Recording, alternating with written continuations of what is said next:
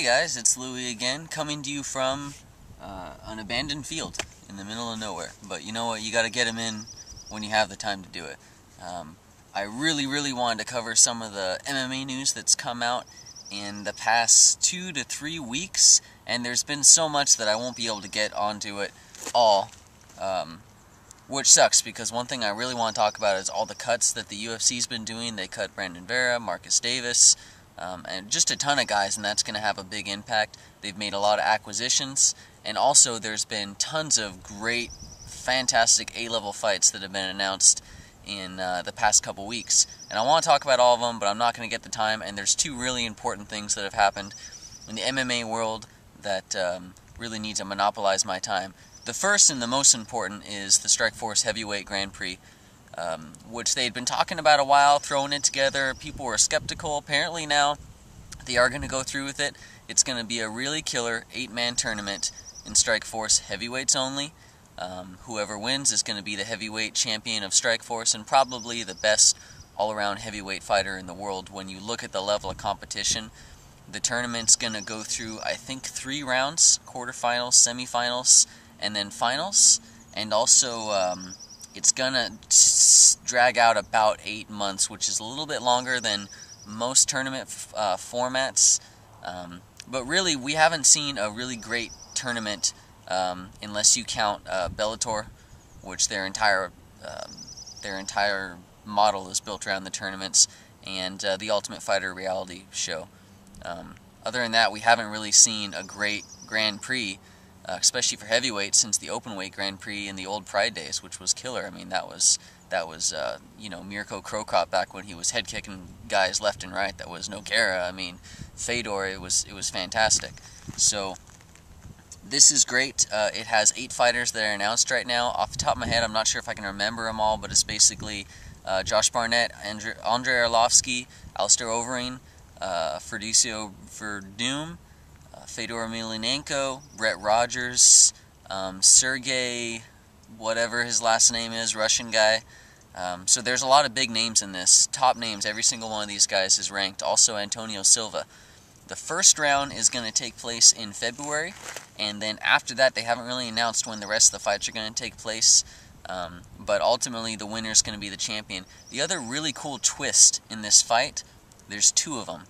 The first twist is that Alistair Overeem will be fighting all throughout the tournament, starting in round 1, and every fight that he is in is going to be for the championship belt, unless he loses. Whoever he loses to has the championship belt. So throughout the entire duration of the tournament, the belt's going to be on the line, the Strikeforce heavyweight belt.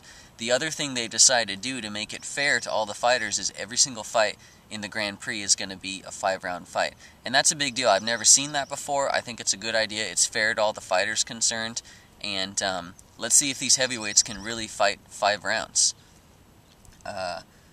Overall, I think this is a great move for Strikeforce. I don't think they had a good year in 2010, and this is exactly what they need to get themselves back on the world theater. And this is the division to do it with. Out of all the divisions, the heavyweight has become their strongest division. It's the only division they have that I think is either comparable or probably even a little bit better than the UFC's heavyweight division, and it's just a great move all around.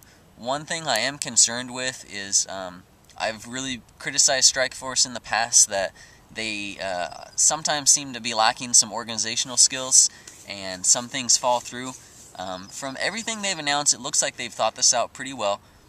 They've established rules for what happens if a victor gets injured. They have a survivor clause for that. They also have some alternate fights in case some of the opening round fights drop off. So I think they've thought it through fairly well, but this is going to be a big test. If they can put this on and it's successful, then it's really going to say something, to me at least, about what Strikeforce is capable of and how they're maturing. If this thing falls apart and it's a disaster, or if it takes too long, if it's still going on in 2012, then that's going to say something a little bit different. The other big news is that they've finally announced the Ultimate Fighter Season 13 coaches. And you're not going to like this, but it's Brock Lesnar versus Junior Dos Santos. They'll be each coaching teams of welterweights. Some people are wondering why Junior Dos Santos. Well, the reason for that was, yes, he was originally supposed to fight Cain Velasquez in a few months. Cain Velasquez has torn his rotator cuff, and they are not going to do any sort of interim title belt, but they are going to have Brock fight Dos Santos for a #1 contender spot.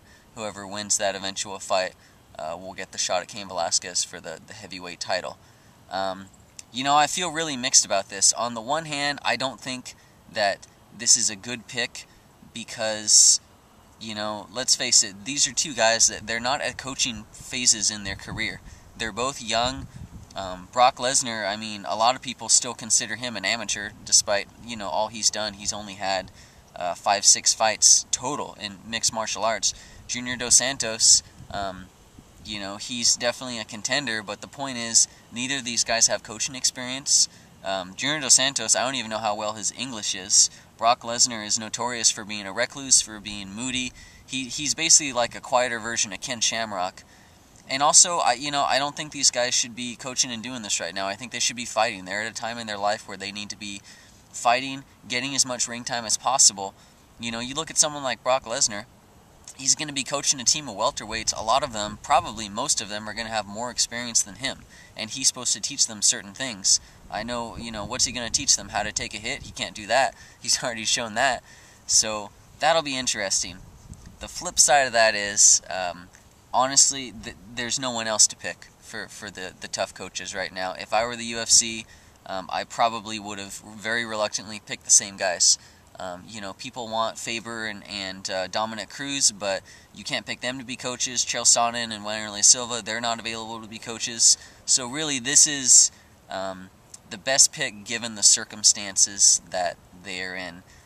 And also, one thing I've noticed is the Ultimate Fighter spring seasons tend to not be very good. I think they put a lot more of the eggs in the fall season. That's when they get more viewership. And I've seen that, they had Frank Mir versus Nogueira. They had Chuck Liddell versus Tito Ortiz, the Team UK versus the Team USA. And I don't think any of those seasons were very good. So I think that we're really just going to have to bite the bullet for this season. And in the fall, I'm almost positive they're going to do a Faber-Dominic Cruz Ultimate Fighter season. They've really been setting that up, and we'll finally get to see some cast members that are bantamweights and featherweights and maybe lightweights too. So that's going to be really exciting.